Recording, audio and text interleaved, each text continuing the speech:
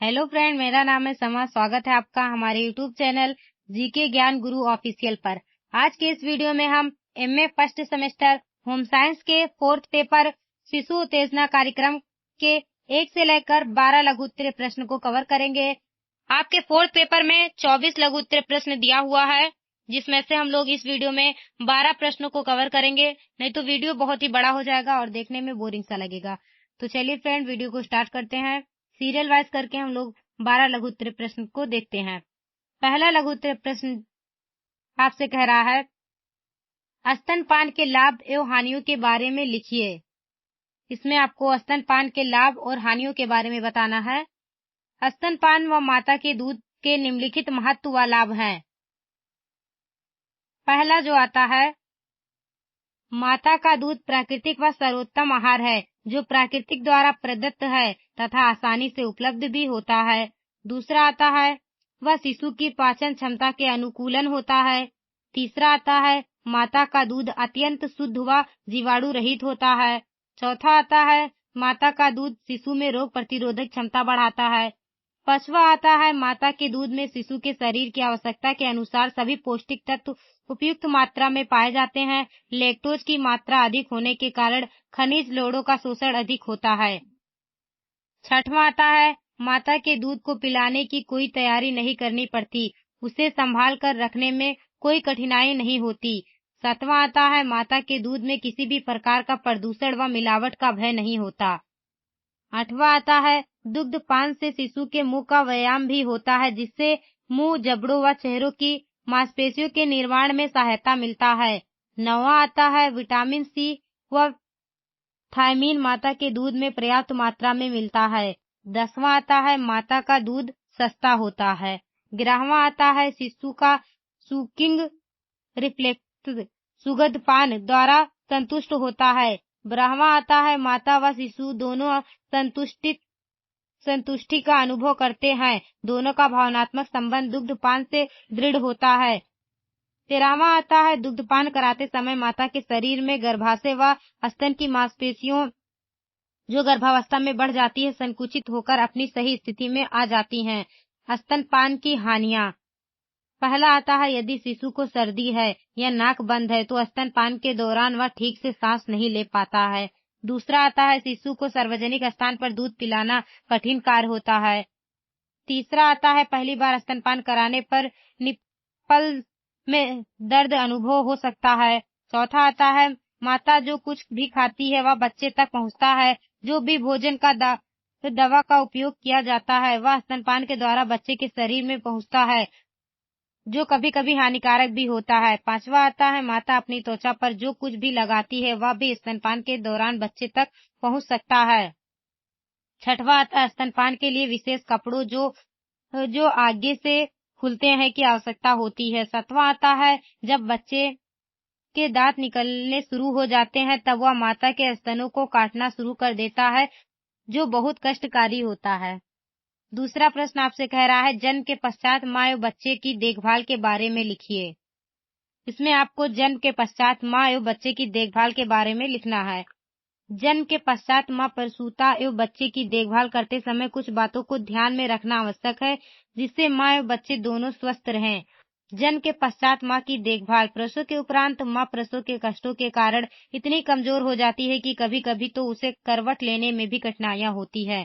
थोड़ा ज्वर हो आना अथवा सिर में दर्द आदि तो साधारण बात है। प्रसव के पश्चात माँ के आवश्यक अंगों की सफाई तथा वस्त्र बदलाव, उसे पूर्ण विश्राम देना चाहिए। सोने से पूर्व थोड़ा दूध या चाय पिलाना लाभदायक होगा।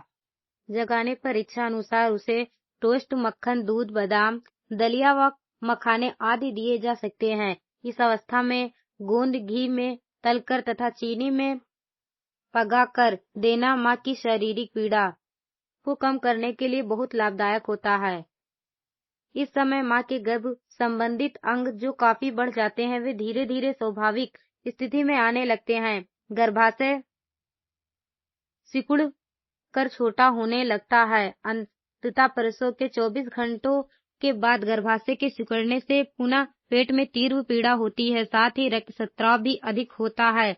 अतः उसे कम से कम 2-3 दिन तक लेटे ही रहना चाहिए। सावधानी से करवट ली जा सकती है, किंतु बैठना या खड़े होना हानिप्रद है। माँ को सीधी ठंडी वायु से बचाना अत्यंत आवश्यक है।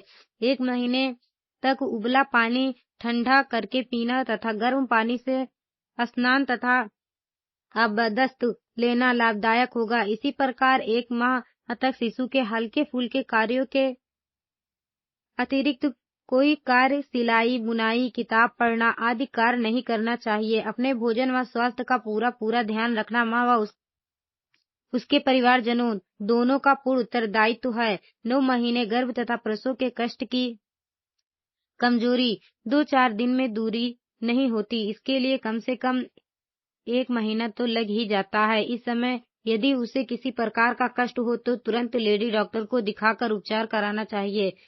नवजात की देखभाल। जन्म के पश्चात नवजात की देखभाल में निम्न बातें ध्यान में रखनी चाहिए। पहला, नवजात को जन्म के तुरंत बाद न नहलाएं। दूसरा, जन्म के तुरंत बाद नवजात का वजन लें। तीसरा, जन्म के 1 घंटे के भीतर माँ का दूध पिलाएं। चौथा आता है 6 माह तक शिशु को स्तनपान कराएं। 5वां आता है नियमित रूप से संपूर्ण टीकाकरण कराएं। 6वां आता है शिशु को सर्दी से बचाएं। 7वां आता है शिशु का कमरा प्रदूषित रहित हो। 8वां आता है जच्चा बच्चा घर से बाहर कम ही निकले। 9वां आता है छोटे बच्चों का नवजात शिशु से दूर रखें। 10वां आता है स्तनपान कराते समय माँ मास्क जरूर पहने। 11वां आता है शिशु को छूने से पहले अपने हाथों को धोएं। 12वां आता है शिशु के कपड़े और बिस्तर गीले ना रहें।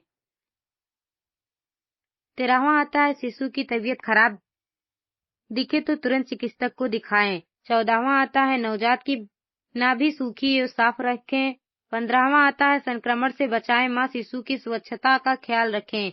नवजात शिशु की देखभाल के अन्य उपाय। पहला आता है शिशु की नाभि की देखभाल करें। दूसरा आता है शिशु को सही तरह से नहलाएं।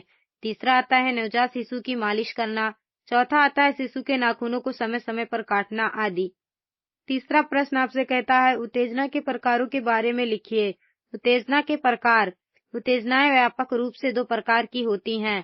पहला आता है बाहरी उत्तेजना। बाहरी उत्तेजना वह है जो जीव अपने बाहरी वातावरण से प्राप्त करता है। दूसरा आता है आंतरिक योजना। आंतरिक उत्तेजना वह है जो शरीर के भीतर उत्पन्न होती है। बाहरी उत्तेजनाएं किसी जीव के बाहरी कारक है जो तंत्रिका रिसेप्टर्स के माध्यम से ली जाती हैं और मस्तिष्क तक संचारित होती हैं। आंतरिक उत्तेजनाएं किसी जीव के अंदर के कारक हैं जिन्हें विशेष तांत्रिक रिसेप्टर्स द्वारा उठाया जाता है और व्याख्या के लिए मस्तिष्क में भेजा जाता है। सभी जीवित जीव उत्तेजनाओं पर प्रतिक्रियाएं करते हैं। उत्तेजना आंतरिक या बाह्य हो सकती है। बाहरी उत्तेजना, आंतरिक उत्तेजना। पहला आता है बाह्य उद्दीपन। वह है जो जीव अपने बाह्य वातावरण से प्राप्त करता है। आंतरिक उत्तेजना में पहला आता है आंतरिक उत्तेजना वह है जो शरीर के भीतर उत्पन्न होता है। दूसरा आता है बाहरी उत्तेजना में स्पर्श और दर्द, दृष्टि, गंध, स्वाद, ध्वनि और संतुलन शामिल हैं। इसमें दूसरा आता है आंतरिक उत्तेजना के उदाहरणों में भूख, प्यास और भावनात्मक स्थिति शामिल है। कुछ आंतरिक योजनाएं।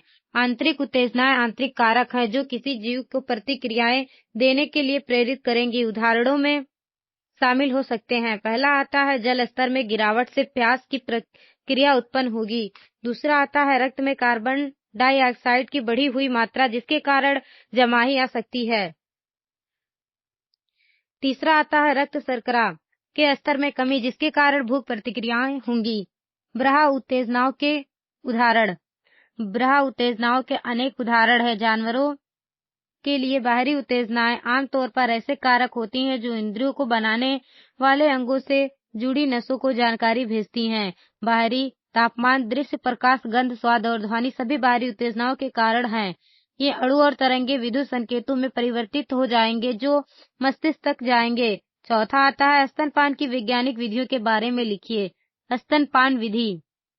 शिशु के जन्म के फौरन बाद स्तनपान शुरू कर देना चाहिए। जन्म के तत्काल बाद नगन शिशु को उसके शरीर को कोमलता से सुखाने के बाद उसकी मां की गोद में देना चाहिए। मां उसे अपने स्तन के पास ले जाए ताकि त्वचा से संपर्क हो सके।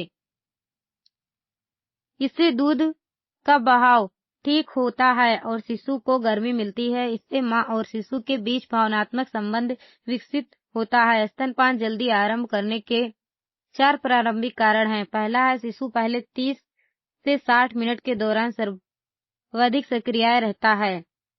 दूसरा आता है, उस समय उसके चूसने की शक्ति सबसे अधिक रहती है। तीसरा आता है, जल्दी शुरू करने से स्तनपान की सफलता की भावना बढ़ जाती है। स्तन से निकलने वाली पीले रंग का द्रव, जिसे कोलोस्ट्रम कहते हैं, शिशु को संक्रमण से बचाने और उसकी प्रतिरोधक क्षमता को मजबूत करने का सबसे अच्छा उपाय है। यह एक टीका है। चौथा आता है, स्तनपान तत्काल शुरू कराने से स्तनों में सूजन या प्रसवोत्तर रक्तस्राव की शिकायत नहीं होगी। पांचवा आता है, शल्य चिकित्सा से शिशु जन्म देने वाली माताएं भी स्तनपान करा सकती हैं। यह शल्य क्रिया आपकी सफल स्तनपान की क्षमता पर असर नहीं डालती है। छठवा आता है, शल्य क्रिया के 4 घंटे बाद या एनास्थीसिया के प्रभाव से बाहर आने के बाद आप स्तनपान करा सकती हैं। सातवां आता है, स्तनपान कराने के लिए आप अपने शरीर को एक करवट में झुका सकती हैं या फिर अपने शिशु को अपने पेट पर लिटाकर स्तनपान करा सकती हैं। आठवां आता है, सिजेरियन विधि से शिशु को जन्म देने वाली माताएं पहले कुछ दिन तक नर्स की मदद से अपने शिशु को सफलतापूर्वक स्तनपान करा सकती हैं। साधारणतः कम से कम 6 महीने तक शिशु को स्तनपान कराना चाहिए और उसके बाद 2 साल या उसके बाद तक भी स्तनपान कराया जा सकता है। माता के बीमार होने पर भी शिशु को स्तनपान कराना जरूरी होता है। आमतौर पर साधारण बीमारियों से स्तनपान कराने वाले शिशु को कई नुकसान नहीं पहुंचता। यहाँ तक कि टाइफाइड, मलेरिया, यक्ष्मा, पीलिया और कुष्ठ रोग में भी स्तनपान पर रोक लगाने की सलाह नहीं दी जाती है। पांचवा प्रश्न आता है, शेषावस्था में भाषा विकास की व्याख्या कीजिए। शेषावस्था में भाषा विकास, जन्म के समय शिशु क्रंदन करता है। यही उसकी पहली भाषा होती है। यह समय न तो उसे स्वरों का ज्ञान होता है और न ही व्यंजनों का। 25 सप्ताह तक शिशु जिस तरह ध्वनियां निकालता है उसमें स्वरों की संख्या अधिक होती है। 10 माह की अवस्था में शिशु पहला शब्द बोलता है जिसे वह बार बार दोहराता है। 1 वर्ष तक के शिशु की भाषा समझना कठिन होती है। केवल अनुमान द्वारा उसकी भाषा समझी जा सकती है। मैककार्थी द्वारा 1950 में एक अध्ययन किया गया जिससे निष्कर्ष निकला है कि 18 मास के बालक की भाषा 26% समझ में आती है।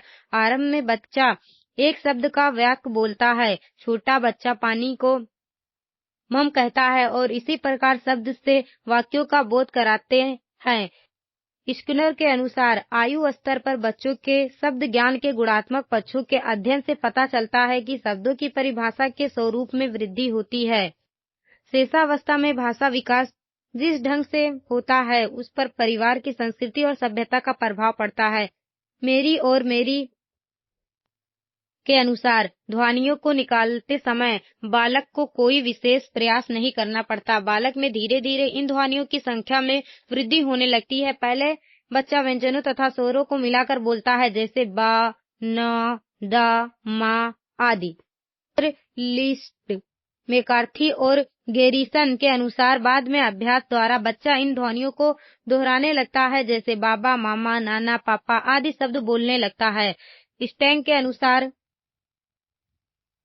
1.5 और 2 वर्ष के बीच विभिन्न शब्दों के वाक्य बनाने की योग्यता में वृद्धि हो जाती है। 2 वर्ष के कुछ असाधारण बच्चे बड़ों से देर तक बात कर सकते हैं। मैककार्थी के अनुसार 18 माह की आयु में शिशु की 1/4 बोली स्पष्ट होती है। 2 वर्ष पर 2/3, 3 वर्ष में 90% और 4 वर्ष की आयु में 99.6% बालकों के शब्द भंडार पर वंशानुक्रम तथा वातावरण का भी अत्यधिक प्रभाव पड़ता है। वातावरण जितना अधिक विस्तृत होगा, शब्द भंडार भी उतना ही विस्तृत बनेगा। शिशु की भाषा पर उसके मानसिक तथा शारीरिक स्वास्थ्य का भी प्रभाव पड़ता है। इसके अतिरिक्त उसकी बुद्धि और विद्यालय का वातावरण भी शिशु की भाषा पर अपनी भूमिका प्रस्तुत करते हैं। किसी का कथन है कि लड़कों की अपेक्षा लड़कियों का भाषा विकास शेषावस्था में अधिक होता है। जिन बच्चों में गूंगापन, हकलाना, तुतलाना आदि दोष होते हैं, उनका भाषा विकास धीमी गति से होता है। 6वां प्रश्न आपसे कह रहा है, शेषावस्था में शारीरिक विकास को कौन से कारक प्रभावित करते हैं? बालकों के शारीरिक विकास को प्रभावित करने वाले तत्व। बालकों के शारीरिक विकास पर वंशानुक्रम व पर्यावरण दोनों का समग्र रूप से प्रभाव पड़ता है। इसी कारण उसके शारीरिक विकास में भिन्नता दिखाई देती है। इसके प्रमुख तत्व निम्नलिखित हैं। पहला है वंशानुक्रम। वंशानुगत कारक वे जन्मजात विशेषताएं हैं जो बालक के जन्म के समय से पाई जाती हैं और प्राणी के विकास में वंशानुक्रम के द्वारा बालकों के मौलिक स्वभाव व उसके जीवन चक्र की गति को नियंत्रित करती हैं। बालक की शारीरिक विशेषताओं, रूप, रंग, कद, शारीरिक अनुपात सभी का निर्धारण वंशानुक्रम द्वारा होता है। दूसरा आता है भौतिक वातावरण। गर्भस्थ शिशु के जन्म के पश्चात उसका संपर्क भौतिक वातावरण से होता है जो शारीरिक विकास को प्रभावित कराता है। जलवायु, प्रकाश, हवा, घर की दशा आदि ऐसे ही तत्व हैं। तीसरा आता है माँ का स्वभाव। माँ के स्वभाव का बालक के शारीरिक विकास पर प्रभाव पड़ता है। यदि माँ हमेशा चिंतित, दुखी तथा क्रोधित रहती है तो गर्भावस्था में शारीरिक विकास ठीक से नहीं हो पाता है। इस अवस्था से बालक के शारीरिक विकास पर बुरा प्रभाव पड़ता है। चौथा आता है लैंगिक विषमता। शारीरिक विकास में लैंगिक विषमता का प्रभाव पड़ता है। किसी अवस्था में बालकों के कुछ समय में बालिकाओं के शारीरिक विकास क्रम में अस्थिरता बढ़ती है। पांचवा आता है बीमारियां। शिशुअवस्था या बाल्यावस्था में जब बच्चा बीमार रहता है तो उसके शरीर का विकास उचित ढंग से नहीं हो पाता, जैसे आमाशय संबंधित रोग, खसरा, चेचक, काली खांसी या शीत, ज्वर इत्यादि। इससे उसका कद नहीं बढ़ता, वजन कम हो जाता है। रक्तहीनता, हड्डियों का विकासित होना, मांसपेशियों का कमजोर होना हृदय व मस्तिष्क को हानि पहुंचती है। छठवां आता है शारीरिक विकृतियां एवं दुर्घटनाएं। बालक के विकास पर शारीरिक विकृतियों एवं दुर्घटनाओं का प्रभाव बुरा पड़ता है। जैसे यदि बच्चा मानसिक रूप से विकलांग है तो क्रियात्मक कार्य नहीं कर सकता, या किसी दुर्घटना में यदि कहीं की हड्डी टूट जाए तो उसका विकास ठीक से नहीं हो पाता। सातवां आता है आहार। बालक के शारीरिक विकास में आहार का प्रभाव बहुत पड़ता है, क्योंकि बालक की पाचनशीलता यदि ठीक है तो शरीर का विकास ठीक ढंग से होता है। उसका आहार पौष्टिक तत्वों से परिपूर्ण है जो शारीरिक विकास उत्तेजित रूप से होता है। आठवां आता है अंतःस्रावी ग्रंथियां। अंतःस्रावी ग्रंथियों से निकलने वाले हार्मोन बालक के शारीरिक विकास को प्रभावित कराते हैं। जैसे हड्डियों के विकास को पैराथायराइड ग्रंथियों से निकलने वाला हार्मोन प्रभावित कराता है। इसकी मात्रा यदि कम या अधिक होती है तो विकास प्रभावित होता है। सातवां आता है शिशु को कब स्तनपान नहीं कराना चाहिए। माता को कब स्तनपान नहीं कराना चाहिए। स्तनपान के विषय में माता को इस बात का ध्यान रखना भी अत्यंत आवश्यक है कि उसे किन किन परिस्थितियों में स्तनपान नहीं कराना चाहिए। वे परिस्थितियां निम्न प्रकार हैं।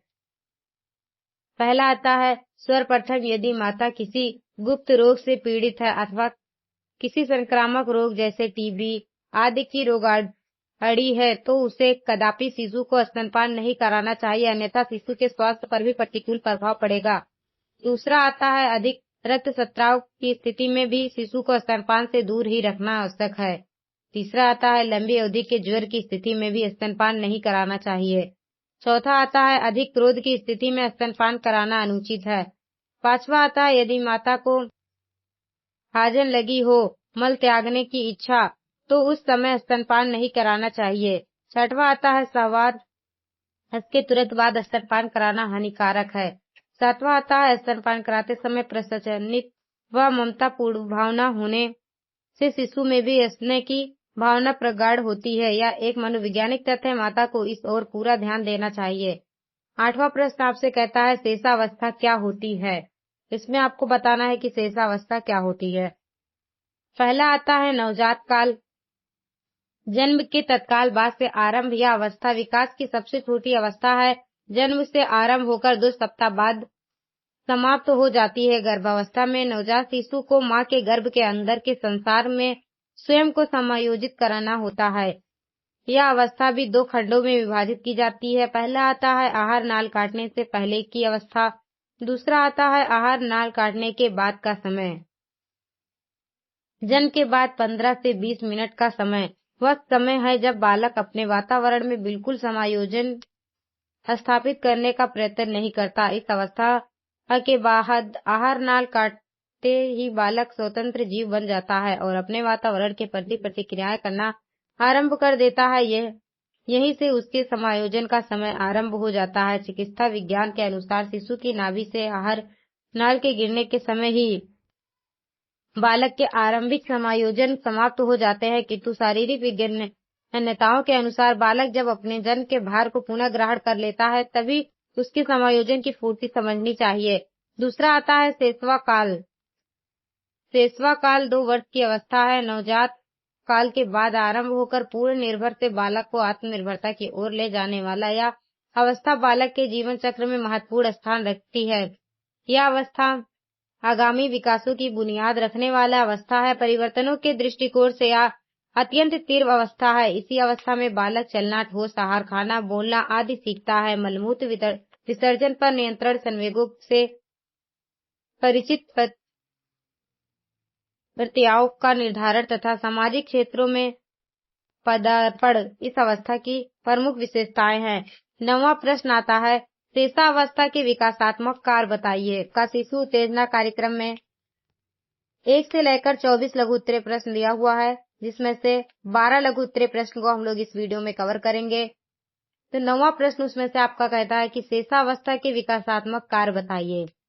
शेषावस्था एक प्रारंभिक बाल्यावस्था में विकासात्मक कार्य। प्रत्येक विकास की अवस्था के विकासात्मक कार्य होते हैं।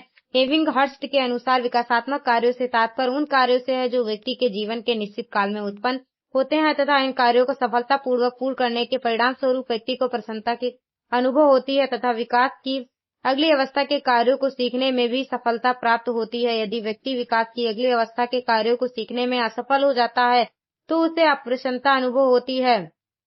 साथ ही अगली अवस्था के विकासात्मक कार्यों को सीखने में भी कठिनाइयां अनुभव होती है। कुछ विकासात्मक कार्य शारीरिक पक्वीकरण के परिणाम स्वरूप उत्पन्न होते हैं, जैसे चल सीखना, जबकि कुछ अन्य कार्य व्यक्ति की सामाजिक सांस्कृतिक आवश्यकताओं के फलस्वरूप उत्पन्न होते हैं, जैसे लिखना, पढ़ना, सीखना। कुछ अन्य विकासात्मक कार्य व्यक्ति के मूल्यों तथा आकांक्षाओं के फलस्वरूप उत्पन्न होते हैं, जैसे किसी व्यवसाय के लिए तैयारी करना। सामान्यतः इन तीनों कारणों की क्रिया प्रतिक्रियाएं के परिणाम स्वरूप ही विकासात्मक कार्य उत्पन्न होते हैं। एबिंगहर्स्ट के अनुसार शेषावस्था या प्रारंभिक बाल्यावस्था के विकासात्मक कार्य निम्नलिखित हैं। 0 से 6 वर्ष तक।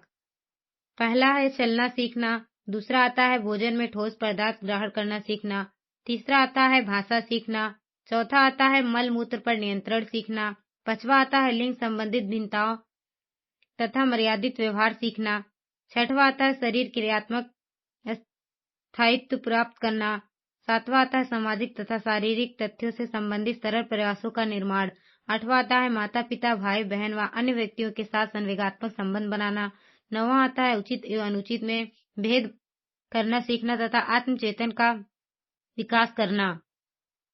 10वां प्रश्न आता है शिशु उत्तेजना कार्यक्रम क्या है।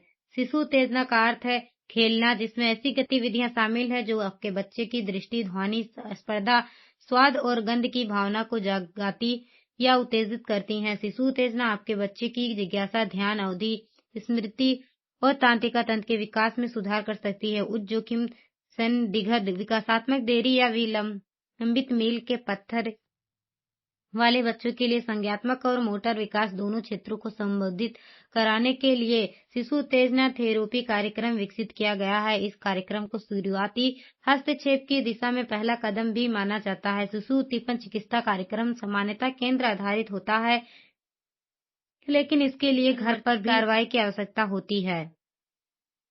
माता पिता या प्राथमिक देखभाल करने वाले हफ्ता में 3-6 दिनों के लिए क्लिनिक जाते हैं, जहां उन्हें कार्यक्रम के दैनिक कार्यान्वयन में प्रशिक्षण प्राप्त होता है। 11वां प्रश्न आपसे कहता है शेषावस्था में संवेगात्मक विकास को समझाइए।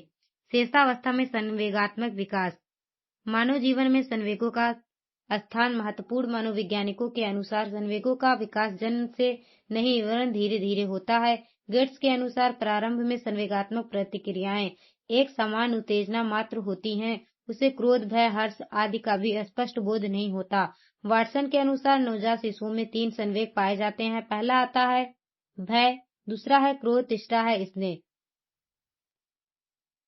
शिशु जन्म के समय ही संवेगात्मक विकासात्मक व्यवहार की अभिव्यक्ति करता है। शिशु का रोना, चिल्लाना तथा हाथ पैर पटकना इस संवेगात्मक व्यवहार को प्रदर्शित कराते हैं। शिशु का संवेगात्मक व्यवहार अस्थिर होता है। इच्छा पूर्ति में बाधा उत्पन्न होने पर संवेगात्मक उत्तेजना होती है। इच्छा पूर्ति होते ही उत्तेजना समाप्त हो जाती है। उम्र बढ़ने के साथ साथ संवेगात्मक व्यवहार में स्थिरता आने लगती है। तीसरा आता है शिशु की संवेगात्मक अभिव्यक्ति धीरे धीरे परिवर्तित होती ही रहती है। धनात्मक संवेगों की तीव्रता में बढ़ोतरी होती है। चौथा आता है शिशुओं का संवेगात्मक व्यवहार उम्र बढ़ने के साथ साथ निश्चित एवं स्पष्ट होता है। 12वां प्रश्न आपसे कहता है शेषावस्था के विशिष्ट सामाजिक व्यवहार बताइए। शेषावस्था में सामाजिक विकास।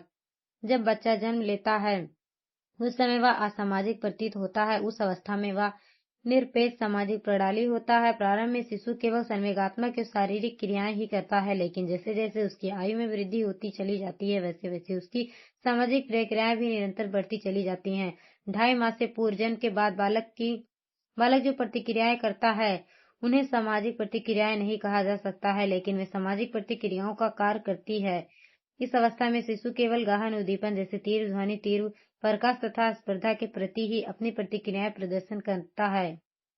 इस प्रकार मुस्कुराना, रोना, सिर हिलाना आदि समस्त क्रियाओं को सामाजिक क्रिया नहीं कहा जा सकता है, लेकिन बच्चे की ये समस्त क्रियाएं दूसरों का ध्यान आकर्षित करने में सहायक होती हैं।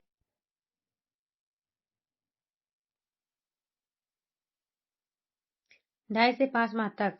जब शिशु 3 माह का हो जाता है उस समय उसका सामाजिक विकास स्पष्ट दिखाई देता है। इस समय उसे अकेला छोड़ने पर वह रोने लगता है और लोगों के साथ प्रसन्न दिखाई देता है। इस समय उसमें सामाजिक भिन्नता आने लगती है। ध्वनि की ओर वह ध्यान लगाकर देखता है। 4-5 माह की अवस्था में व्यक्तियों की मुख मुद्रा को पहचानने लगता है। यदि उसके साथ कोई हंसता है तो वह भी मुस्कुराता है और क्रोधित व्यक्ति को देखकर रोने लगता है। इस अवस्था में शिशु वस्तु व व्यक्तियों के भेद को समझने लगता है, जिसे उसके सामाजिक विकास का प्रारंभ कहा जा सकता है। 5 से 10 माह तक। इस अवस्था में बच्चा दूसरों का ध्यान आकर्षित करने हेतु अनेक क्रियाएं करता है, जैसे उछलना, हाथ पैर हिलाना, हंसना आदि। इन आयु में उसकी तीव्र इच्छा होती है कि कोई उसे अपनी गोद में उठाए। यदि उसके पास कोई जाता है तो वह उसे दोनों हाथों से पकड़ने का प्रयास करता है। वह अपरिचित व्यक्तियों से डरने लगता है तथा खिलौने से खेलना पसंद करता है। 8, 9, 10 माह का बच्चा कुछ ध्वनियों का उच्चारण करने लगता है। प्रायः वह बबलाने लगता है। 9 महीने की आयु में दूसरों के कपड़े पकड़कर खींचकर अपनी और उनका ध्यान आकर्षित करने का प्रयास करता है। दूसरों के साथ वह सिर हिलाता है, नमस्ते करता है तथा हाथ मिलाता है। 11 से 14 माह तक इस आयु में बालक में प्रथम बार सहयोग तथा मित्रता का व्यवहार देखने को मिलता है। वह अपने सहयोगी खेलों में भाग लेता है तथा घुटनाओं के बल चलकर दूसरे व्यक्ति के पास पहुंच जाता है तथा चलने की कोशिश करता है। इस समय वह खेल में अनेक प्रकार की क्रियाएं करता है तथा अनेक वस्तुओं में रुचि लेता है। अन्य बच्चों उसे उसकी वस्तुएं छीनने लगता है और न देने पर लड़ने लगता है तथा रोने भी लगता है। कुछ आवश्यकताओं की संतुष्टि करने का प्रयास करता है। संकेत पाकर कुछ आदेशों का पालन करने लगता है। 15 से 2 साल। इस आयु में बालक दूसरे बच्चों के साथ खेलना पसंद करता है। यदि कोई बालक उसकी कोई वस्तु अथवा खिलौने खींचने का प्रयत्न करता है तो वह क्रोधित होता है, मारने की, दांतों से काटने की तथा नोचने की कोशिश करता है। इसी कारण कभी कभी वह लड़ने भी लगता है। उसमें इस समय स्वतंत्रता पूर्वक हंसने की समर्थ आ जाती है। अपने साथियों के साथ खेलने हेतु अपने व्यवहार में आवश्यक परिवर्तन करने का प्रयास करता है। प्रारंभिक बाल्यावस्था में सामाजिक विकास।